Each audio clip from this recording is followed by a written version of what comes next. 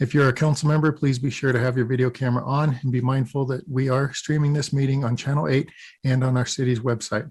The chat function is disabled to ensure that the public can view all parts of the meeting. The city clerk is the host of the meeting, and I and our IT staff will be the co-host. Council members and panelists will be unable to unmute themselves when recognized. Please mute yourself when you have finished speaking, and remember to lower your virtual hand to prevent disruptions.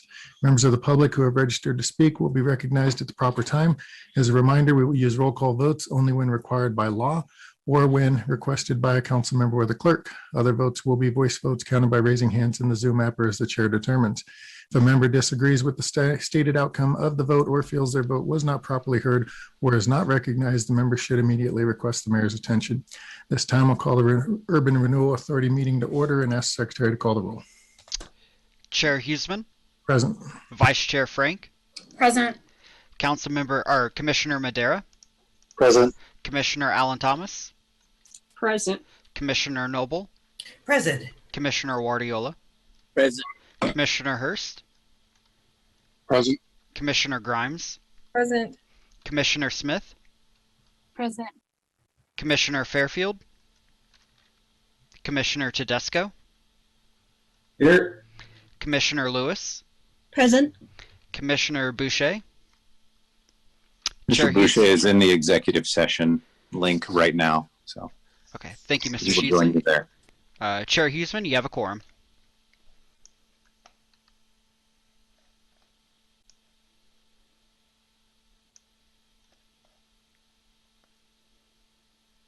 Thank you. At this time, I'm looking for a motion to excuse those members not present.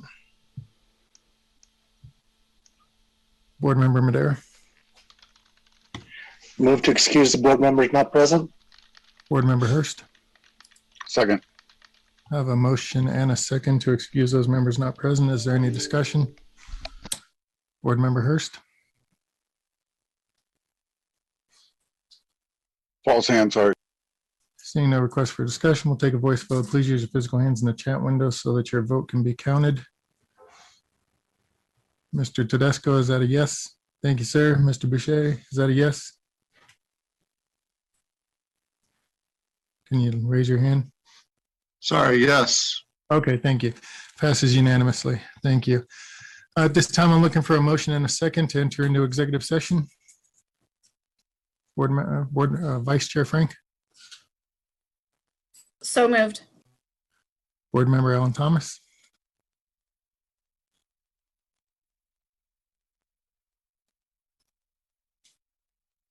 Second the motion.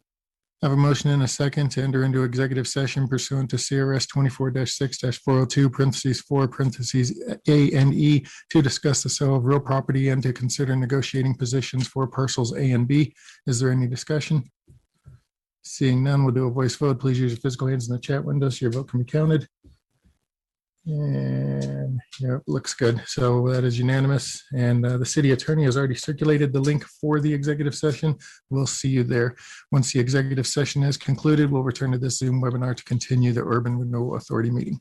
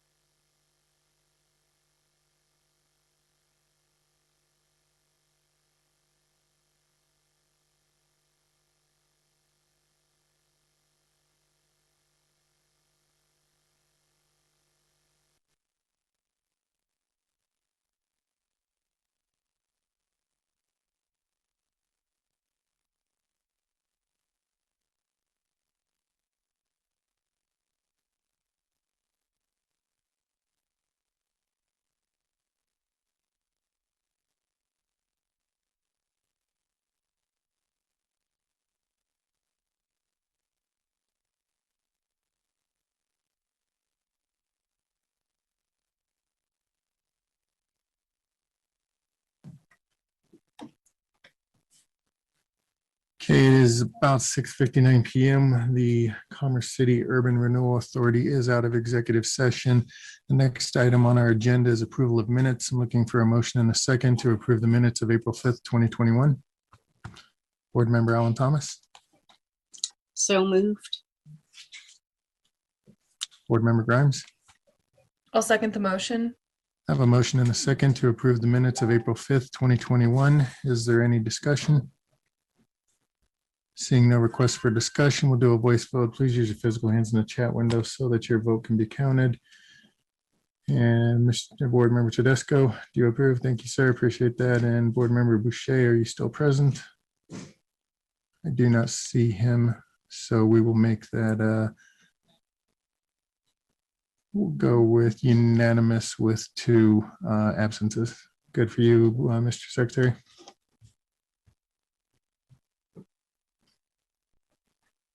I think Board Member Boucher has his hand up. Oh, okay, he's got that hand up. Okay, great. We'll make it unanimous with 1 absence then. Next on the agenda are presentations. We have Mile High Greyhound Park parcels A and B design alternatives. Will Jenna Lowry, Management Analyst, please introduce the presentation? I'm moving Jenna over now. Give us just a moment, please. Thank you.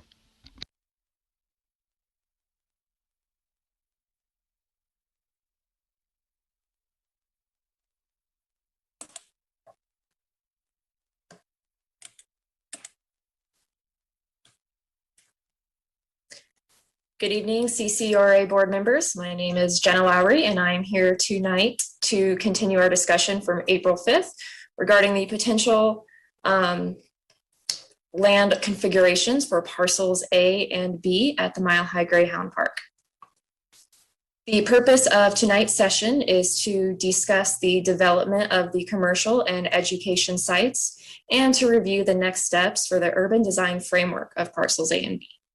Immediately following my presentation, HOK, a global design, architecture, engineering, and planning firm, will give a presentation that outlines 3 possible urban design frameworks for parcels A and B.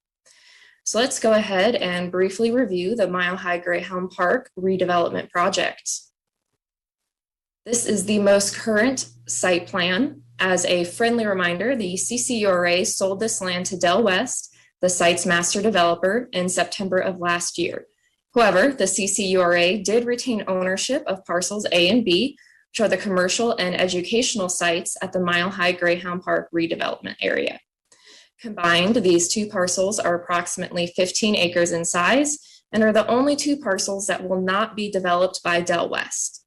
That said, because Del West is well underway with the affordable housing project and is on track to begin construction on the single-family homes, duplex project, and market rate rental project later this year, it is now time for the CCURA and city to plan the design of the commercial and educational sites.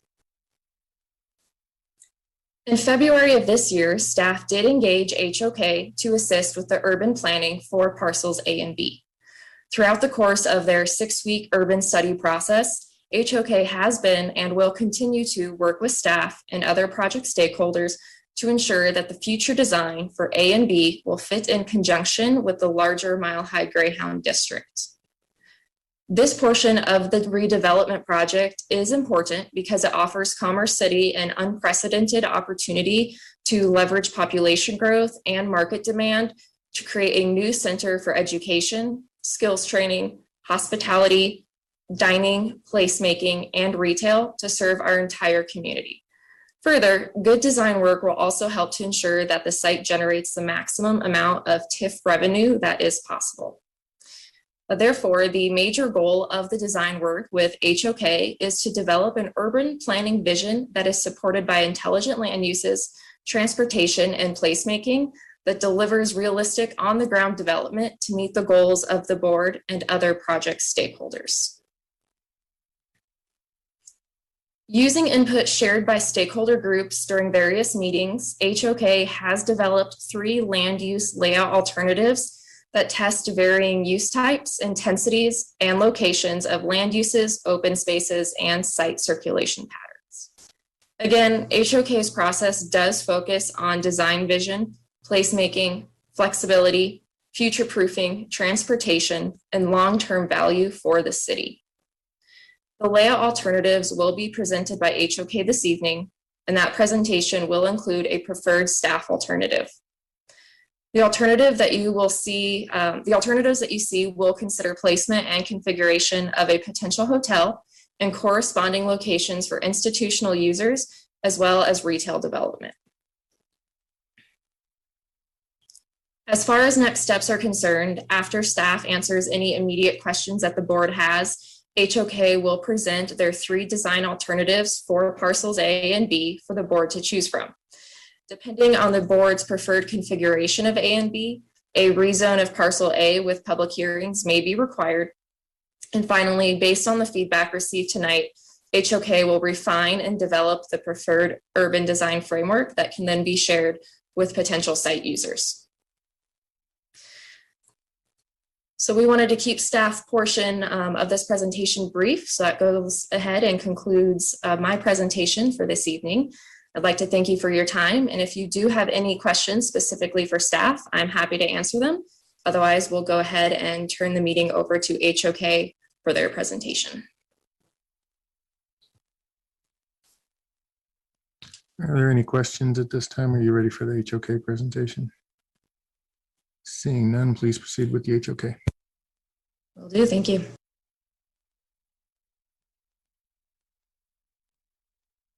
Good evening, everyone. On behalf of the HOK team, we'd like to thank you for having us here tonight and say hello. Also, if Zach O'Keefe could be able to share his screen, we've got a presentation for you. Here we go. Can everyone see our screen, the show? Great.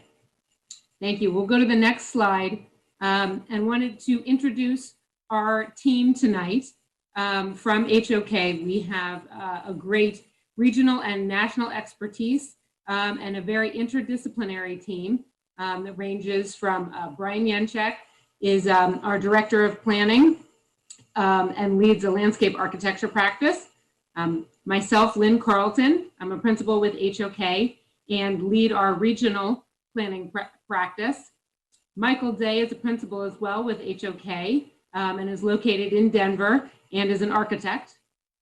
Tim McDonald and Zach O'Keefe are both landscape architects. So we have great expertise on the planning, landscape architecture, urban design, and architecture fronts to bring to you tonight the vision that we have been working on with the city staff and stakeholders. Next slide, please.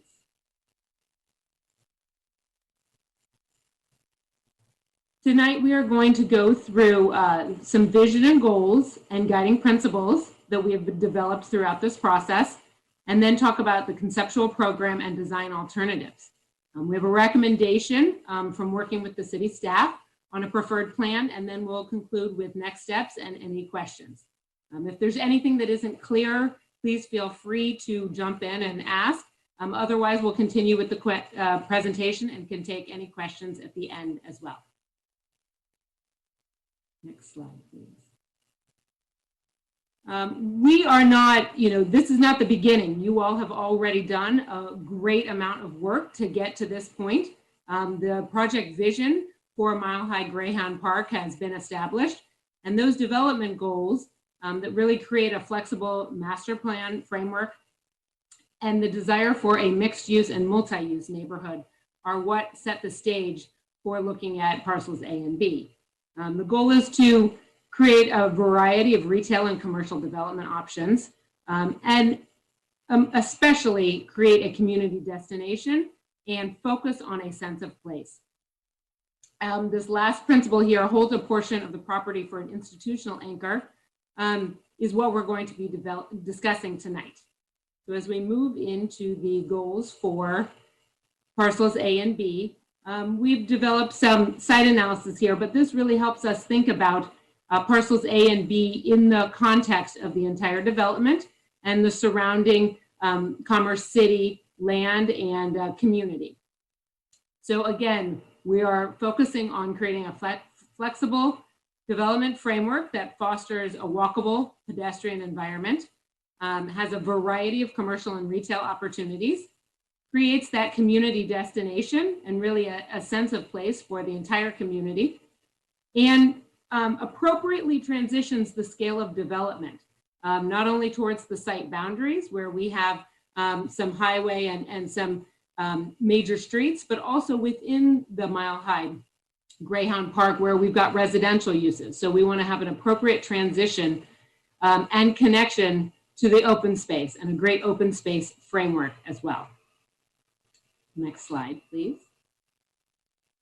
As we look at the conceptual program that we're going to be testing tonight, and in talking with the stakeholders and city staff, several program elements came to the top. We're going to go through many of these options of where the best land use for the site is for these program pieces. As we go through each of these program pieces, one of the ones that rose to the top was the institutional and multi-use culinary arts program, or a variety of startups and a food hall, the potential for a hospitality program. So as we look at this institutional anchor, it will really help set that vision for the entire parcels A and B. We also discussed a conference center. So looking at about 20 to 25,000 square feet. This could be also multi-purpose, tie in with that institutional user, but also perhaps with the hotel, so that as we look for a limited service hotel, we would be able to offer some conference space as well. The hotel, approximately 100 to 150 keys. So that helps us determine about a 4-level building. And again, these are flexible. This is about creating the framework for the entire property and discussing the pros and cons of each of these pieces. Moving on to look at retail. So here we're looking at about 25,000 to 50,000 square feet of retail. Now, this is not all at one time. And we know right now that the market demand for retail is really in question to see how retail will survive. So we want to make sure that everyone understands this is over time and for a full build out. But that retail piece is key to creating a sense of place and offering goods and services for the local residents. Last, looking at potential for office. So really kind of a mixed use, flexible office type space. This could be on second floor above retail, or as a user as well with the multi-use institutional user. And of course, always thinking about parking. We want to make sure that it's convenient, especially for retailers, but we certainly do not want to overpark the place, and to look to shared parking options and opportunities with this mix of users and uses. Go to the next slide. Now I'm going to turn it over to Zach O'Keefe, who's going to walk us through both the land use and urban design frameworks.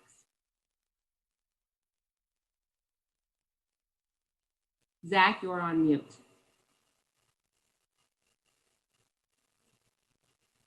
Sorry about that. I'm Zach O'Keefe. I'm a landscape architect in our Kansas City office. And I will be walking you through kind of the remainder of the presentation. And, I think we've deemed a lot of great information from the existing master plan. And as Lynn has stated, there's a lot of great work that has been done, and we're certainly excited to share that with you. Taking the conceptual program kind of as the launching point, this is kind of our next steps at understanding really site adjacencies, and how all of these parts and pieces start to come together as a framework on the site. So with that said, we've developed a series of 3 different land use and urban design frameworks, all looking at some of those high level principles that challenge the types, the adjacencies, the densities, and ultimately, strive to understand how flexible open space and site circulation patterns happen and exist. This first alternative is Green East. So looking at a green space kind of anchoring the east edge of the development. And as a point of reference, north is actually up, or the left side of your screen. The primary kind of apartment multifamily residential is happening at the top of the screen here. Elm is kind of bisecting just south of that, or to the bottom of that, pardon me. But anywho, this green space really acts as kind of that pedestrian connector, starting to link and create that porosity between apartment and parcels A and B. Again, allowing kind of that primary main street to access off of Highway 2 through Elm, and really kind of create this synergy between some of the uses here at the eastern edge of the development. One thing you'll note here is we've actually flipped the uses as they've been approved in the previous PUD, locating the multi-use institutional building to the south. Given its potential for iconic nature, we wanted to allow that to really breathe and set it up for success in the future, but also allowing the hotel to maintain a good portion of land for what it needs from a parking standpoint. But certainly also thinking about how it starts to frame that main street connector. The second land use alternative, if it flips here, looks a little bit differently at the scenario. This one specifically, again, anchors the multi-use institutional building up against the adjacent apartments. It takes the primary east-west connector and almost flips it on its head, running it north-south. And what this does is it allows a uninterrupted pedestrian kind of connectivity node in this kind of primary core, allowing entertainment to kind of exist just outside of this flexible plaza space. Each of these alternatives looked at how we dealt with a hotel a little bit differently. This one specifically looked as if it did not exist, but certainly could be implemented in this strategy. Rather, we looked at this idea of a conference convention center to help kind of assist in creating this primary flex space that could be utilized and celebrated at a variety of different scales, whether it was farmers markets, makers fairs, culinary arts events. We really see this space as being something that could be celebrated from not only a building standpoint, but also kind of the surrounding uses as well. And the third land use alternative, which really kind of marries some of the great ideas from the previous two into this design strategy. Again, pushing the multi-use institutional building up to the eastern edge, allowing it to anchor that base that runs north-south, but still allowing that east-west Main Street to bisect the site between parcels A and B. But is there the opportunity that a portion of this street, if there is an event that calls for it, that a portion of this street actually gets closed off to allow for that uninterrupted kind of pedestrian connection between this really kind of unique entertainment food hall concept and what's happening with the primary multi-use institutional building. Again, allowing hotel to flank the southern side and giving it the space that it really needs to be successful and survive. But then also, as it relates to all three of these design strategies, really thinking strategically about, one, the amount of retail, and two, where that retail needs to exist along the main streets and some of those 100% corners that allow easy visibility into and around the site. If there are no questions, thoughts, I'll go ahead and move along. Councilmember Chaz, it looks like you have a question. Yeah, I just have a quick question. So you showed on your 3 slides only one with convention space? Yes. So the preferred option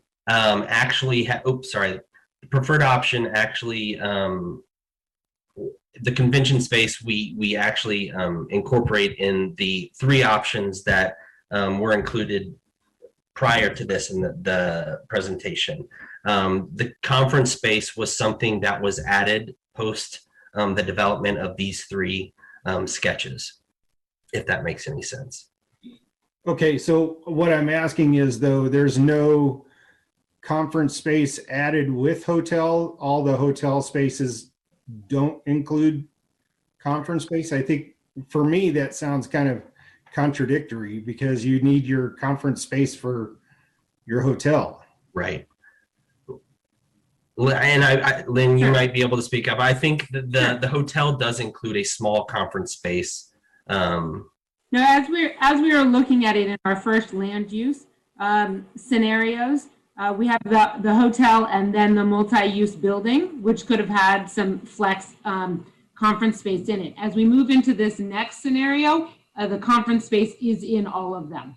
I apologize if I used the wrong word or if it got mixed up, but the convention space. Sure, and we've been, I think we're talking about the same thing. Conference or convention is a meeting space, a large scale meeting space. And as we move into our next three, so we went from the land use alternatives, and now as we move into the urban design, we do have that included in all three alternatives. We agree with you, that is a great use to go with the hotel. Okay, I just wanted to make sure it was, because it seemed like in your drawing, you were only identifying one drawing with convention space and then no hotel in that. Yeah, no, and I agree with you. It seems very confusing, and that was something that was added after the fact. So the following three slides you'll see here do include that 24,000 square foot conference. Okay, thank you. I appreciate that. Yeah. Are there any other questions? Okay, so with that said, this is really kind of the preferred land use and urban design framework that we've moved forward with. And as stated prior, we have included a conference space and potential future institutional expansion in these series of kind of next 3 or 4 slides. You know, we're taking this a step further and really starting to not only look at it in terms of 2D, but 3D, and how all of these spaces really start to kind of frame the street and kind of open space network. This specific option A places the conference central to the rest of the development and really allows these to create a synergy between the two, utilizing this kind of flex plaza space as overflow area. Same thing with hotel, you know, thinking about it strategically, giving it its space to breathe, but then also being conscious how it needs to become a part of this larger development. You know, one thing that we always identified in the program as flexible was office. And, you know, what I think is great about office and in this particular circumstances, you know, we're not only thinking about the development in terms of horizontal mixed use, but the potential to become kind of vertical in that mixed use nature. And what the office does is really kind of allows this verticality, starting to create this kind of sense of enclosure along the streetscape that marches from east to west. And with that, you know, we've kind of taken those preliminary land use alternatives, right-sized our retail space in between that 25 and 50K range. And what that does and what has allowed us to learn is that we actually create some kind of unique opportunities to create areas for future expansion, whether it's an institutional use or, you know, if the market allows, we can start to kind of drop in and plug in these puzzle pieces, so to speak, of retail. The second option here really starts to look at the conference to the west. So you'll notice here that the hotel in this scenario does not exist. However, you know, given the flexibility of this framework, it certainly can. You know, the uniqueness with this, I think, is really around this potential for entertainment retail. You know, Lynn always talks about kind of this active retail front, and what I think is kind of unique about this concept, and even the next concept you'll see, is, this starts to activate the users from, the adjacent neighbors to our east, and really kind of creates this kind of unique hub that can certainly be shared with kind of this multi-use institutional piece as well as the conference. Again, allowing for those same kind of expansion opportunities to the south, as well as some of these other parking areas as development needs fit. And then the third option here, which is really kind of, I think, our preferred plan, as we discussed with city staff and some of the other stakeholders, is, we're also wanting to think about parking and the needs of the conference space, and the location of that conference space and those parking needs really kind of go hand in hand. And, having its ability to kind of become a part of this core, but be able to park that is certainly important. So we're thinking about and exploring opportunities of how we can kind of push some of that parking off site, knowing that we want to keep, primary uses high, and the square footage is high for those, and in the need that there is, extra parking, we can kind of create that elsewhere. What else I think this does is it kind of creates this unique core that allows for those things that I just talked about, that really interesting kind of entertainment retail hub that starts to tie, the uses of the institution with the hotel, and also with the conference space as well. Again, looking at some of these parcels for future expansion.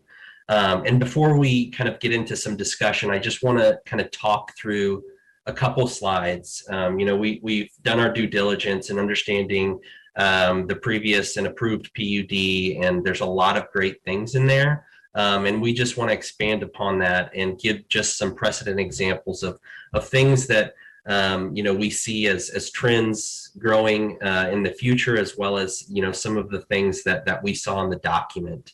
Understanding the pedestrian is a very important and integral part of this development.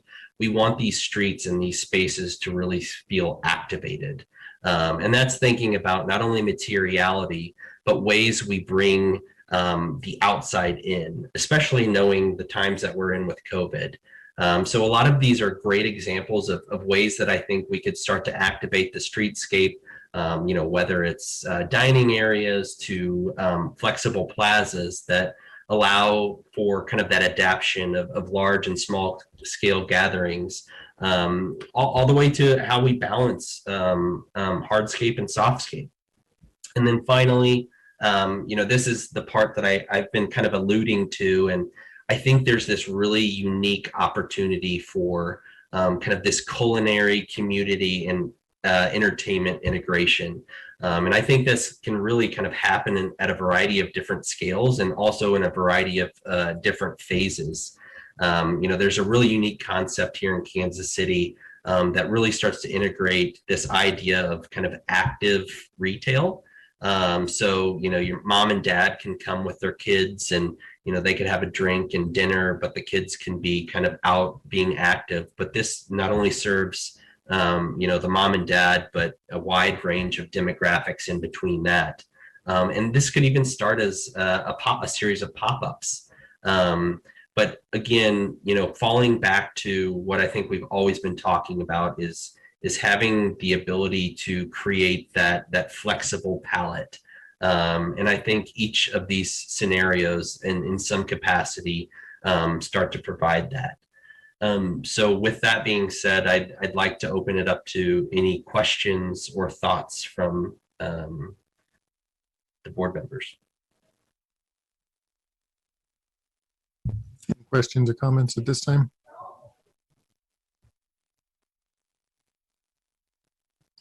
Board Member Ellen Thomas. Yes, thank you, Mayor. Thank you for the presentations. I was just confused from the drawings on option C and option A. If we eventually had to use that overflow parking, would the city or who would have to pay, or would we have to pay for would we have to pay the property owner for that usage for the overflow parking?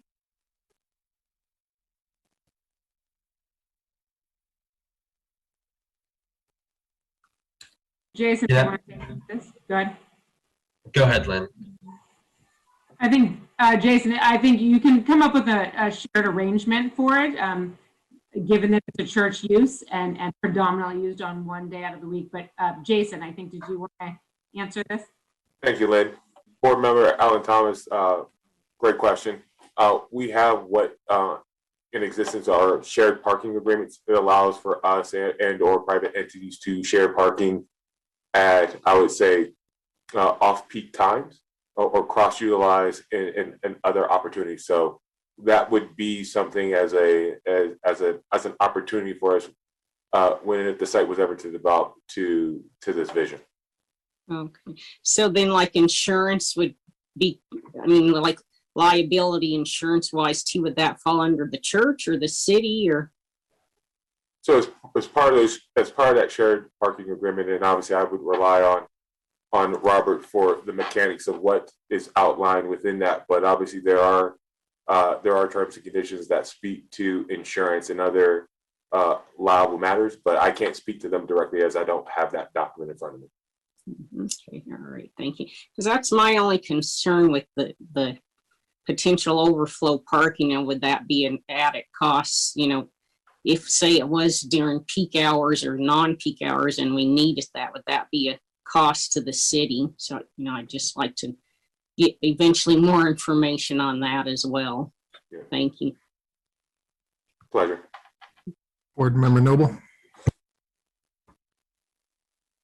Thank you so much for the presentation. I'm a really visual person, so it was, I appreciated being able to see the ideas that you had come up with. My only question is about the designs that seem to center around hardscape, center around the parking, unlike the wonderful artwork that you have at the end that show all of these lovely pedestrian uses and pop-ups and greenery and etc. And I'm looking at this picture and I'm just seeing an awful lot of concrete. Are you referring to all the orange? No, I'm referring to all the white. Yes, the parking, the way the framework is set up is to really activate the streets and put the parking kind of behind the buildings. So the primary streets here, especially the new street, 63rd Avenue, that cuts through the site, really becomes a pedestrian friendly with a great streetscape and leads to that flexible plaza space. It would be a mixture of both hardscape, but pedestrian hardscape and green space. The parking we've put behind the building so that it is easily reached by car, by vehicle, but also we are prioritizing the pedestrian here more along the street and in the open spaces. Okay, that's helpful. Then that it's oriented behind the buildings as opposed to otherwise. So it's deceptive because it doesn't look like there's as much space as these great photos have. Correct. Yes. And I will assure you that you know those plazas and streetscapes are will be designed and have been planned to accommodate, you know, streetscape features as we've kind of identified here. So again, we're creating that framework and that palette to create these kind of memorable moments. Yeah, and it is important, I think, in Commerce City also because I'm thinking about where we have huge meeting space for the community other than our city hall chambers. There's really nowhere where, you know, other than maybe a school where we could have speakers or a concert or something like that. There's nothing special that could occur in Commerce City.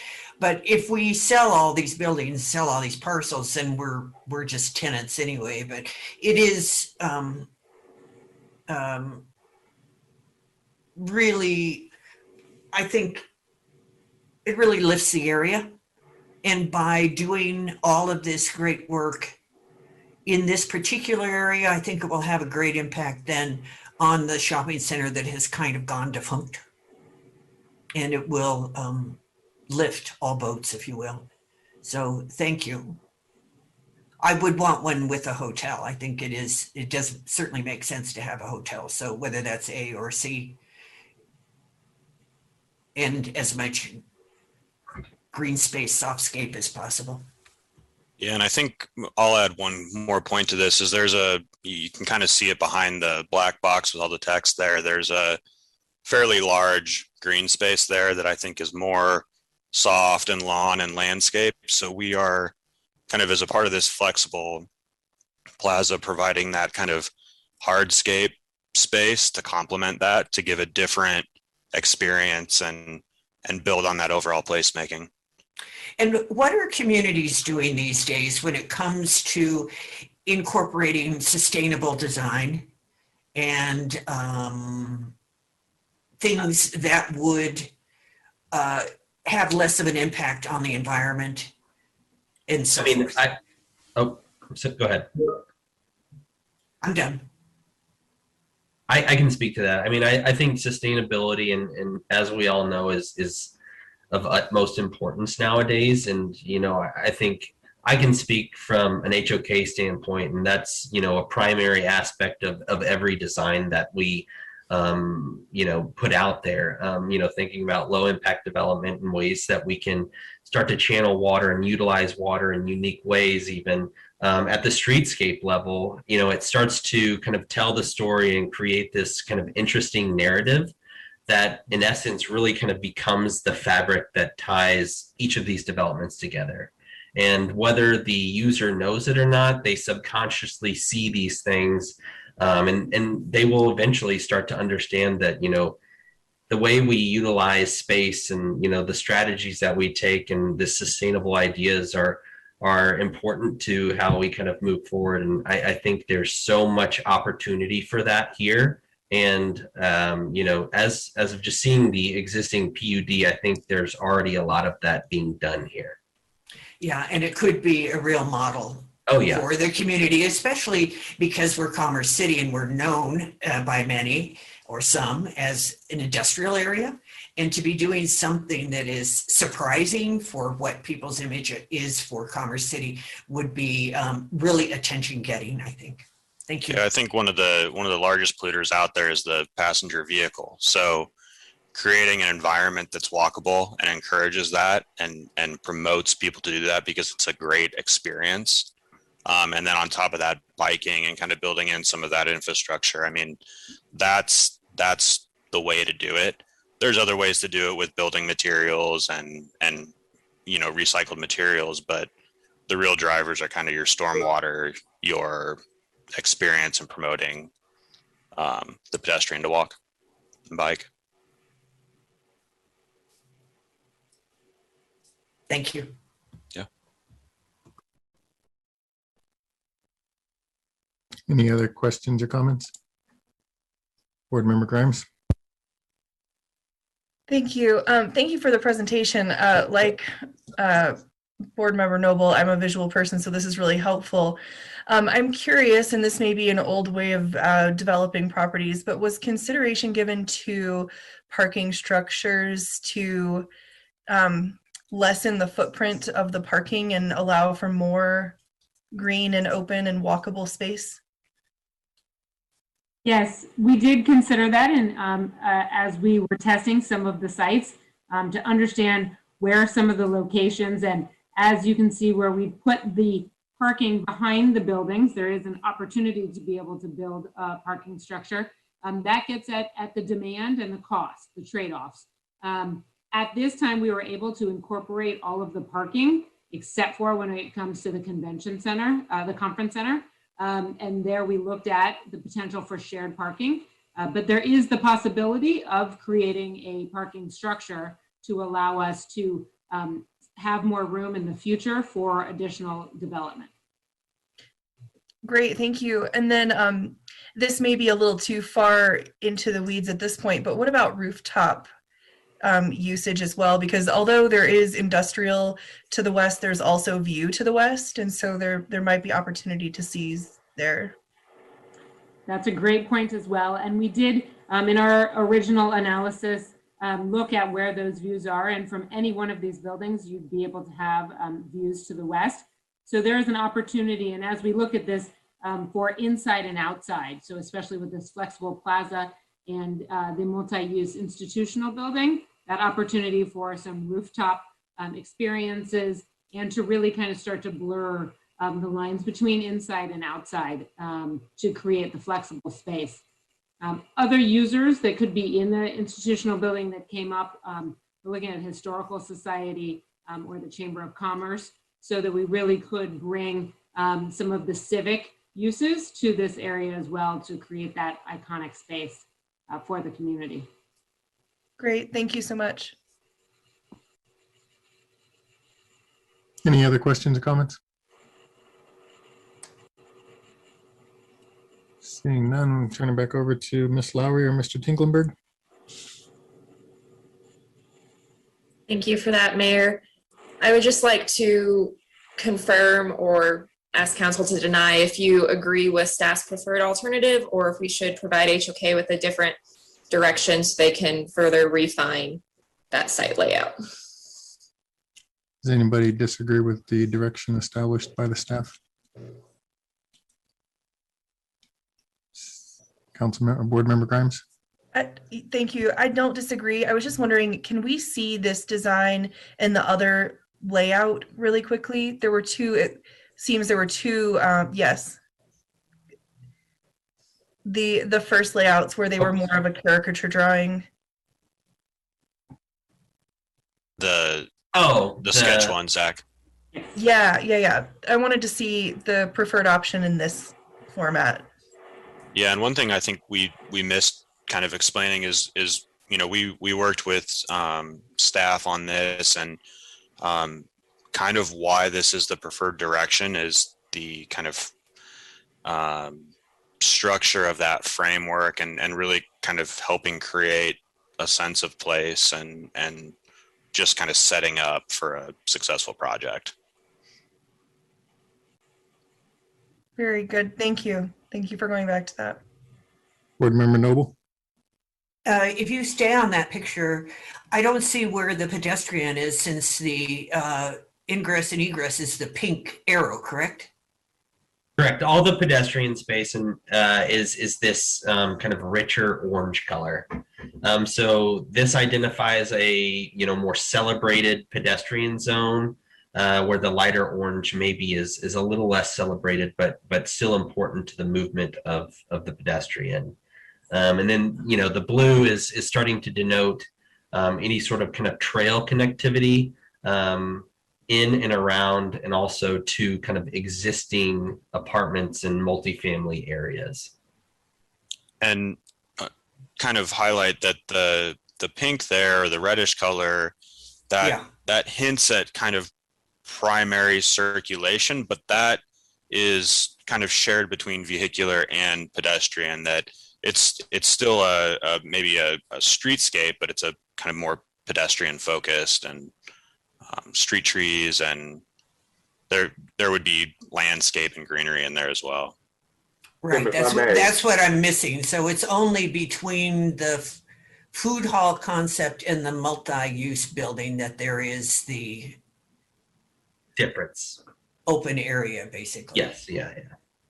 And then there's a street in between the hotel and the retail, or the hotel and the, I don't know what. You have your unusual architecture, hand printing is tight to read. Yes, that is correct. Okay. Yes. So throughout all of the spaces that are shown in orange is the pedestrian environment. This is where there will be trees throughout the entire development, and where the reddish color is then where we balance the cars and the pedestrian, so that it's a balance between the two. So it's a shame that the red arrow runs in between those two, and that it isn't a contiguous pedestrian walk area. That's what I thought you were implying earlier, is that there would be a big pedestrian walk area. So there is a generous sidewalk between the retail and the hotel with the street coming through, and then the opportunity to close that street off for festivals, community gatherings in the larger plaza area that says Plaza Canopy area. But still allow the traffic to come through. There are only a few access points, and so the retailers and the hotel will still need vehicular access there, but again, balancing the pedestrian and the vehicle at all locations throughout the development. Does that help? Still looks like a lot of asphalt to me.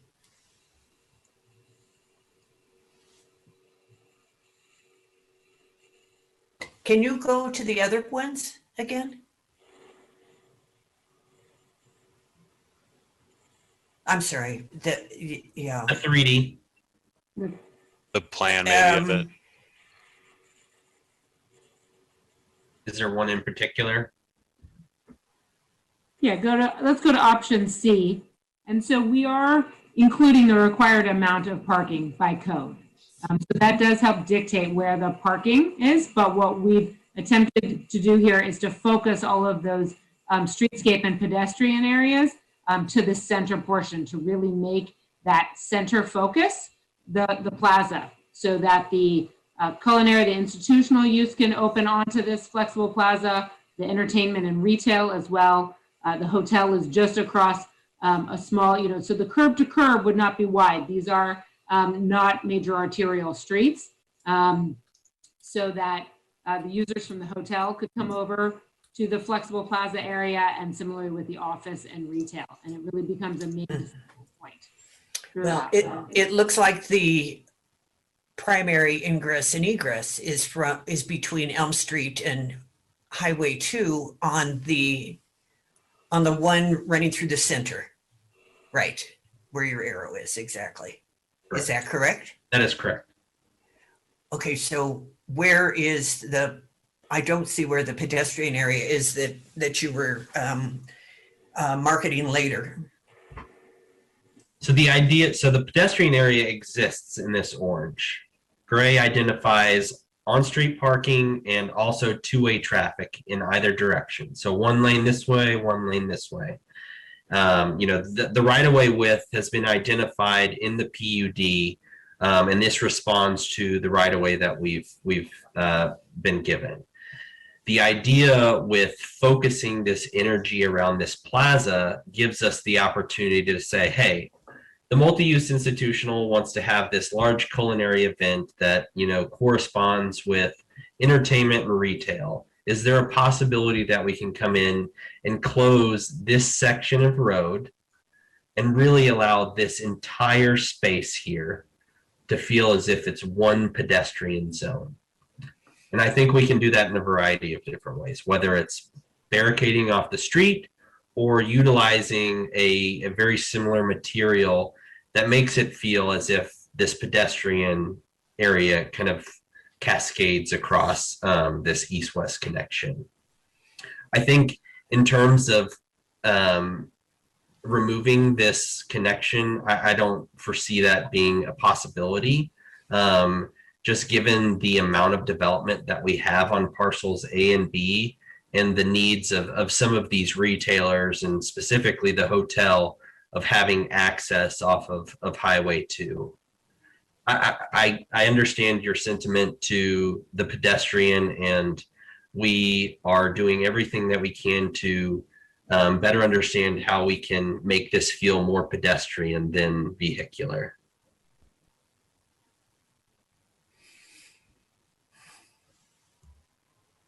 Yeah. It's my leaning is that it's so much asphalt in so little plaza. Thanks though. Mm-hmm.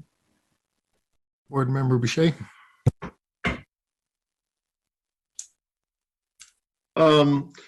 Looking at this, Highway 2 is a pretty busy highway.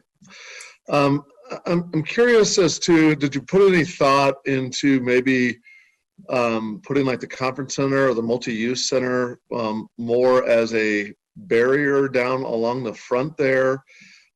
You've got this green space at the corner of Highway 2 and 62nd that I wouldn't imagine would be all that attractive due to the traffic that's coming through that area. So just was, and maybe it's, could you move the stormwater amenities to other locations, or did you guys put any thought to that? If so, what caused you to do it this way?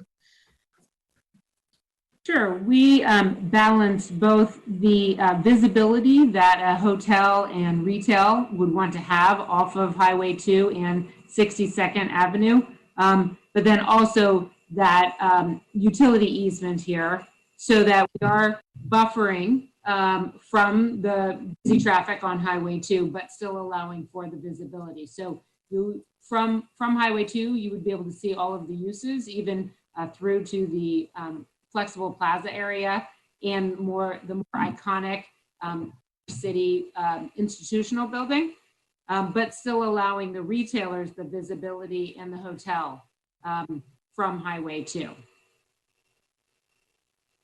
Okay.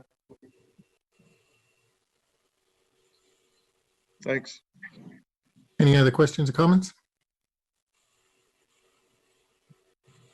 Seeing none, thank you again for your time.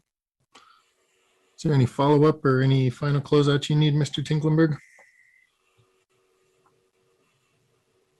No, sir. I guess the only comment I would have is bear in mind that, these are concepts, and so the final product isn't going to look exactly like this because, as we get further into it, there may be tweaks here and there and that type of thing. So I don't want to create undue expectations that, it's all going to look exactly like this. So just wanted to finish with that comment, but appreciate everybody's feedback as well. So thank you. Great. Well, I would like to thank everybody. Thank you to all the board members for the Commerce City Urban Renewal Authority for joining us this evening. Thank you for the presentation from HOK as well as the staff time and effort that went into this.